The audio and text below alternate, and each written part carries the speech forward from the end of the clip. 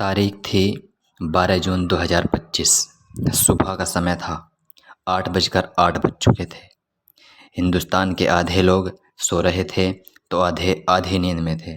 लेकिन उस समय अहमदाबाद से लंदन के लिए एयर इंडिया का विमान टेक ऑफ कर रहा होता है। विमान में यात्रा कर रहे लोगों की संख्या 215 थी और साथ में 16 क्रू सदस्य, जिनमें 2 पायलट और 14 केबिन क्रू शामिल थे।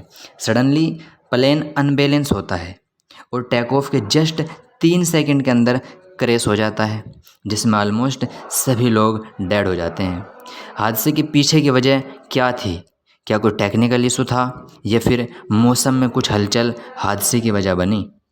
अब AIB की रिपोर्ट सामने आई है, जो इस प्रकार है कि टेक ऑफ के 3 सेकंड के बाद दोनों engine fuel cut off switch run से कट ऑफ स्थिति में चले गए, जिससे क्या हुआ, इंजन फ्यूल सप्लाई तुरंत बंद हो गई। और फिर कप्तान फर्स्ट ऑफिसर से पूछते हैं, आपने कट ऑफ क्यों किया? वे कहते हैं, नहीं, मैंने कट ऑफ नहीं किया। कप्तान और ऑफिसर दोनों कन्फ्यूज थे। पायलट्स दोनों स्विच को वापस रन स्थिति में कर देते हैं।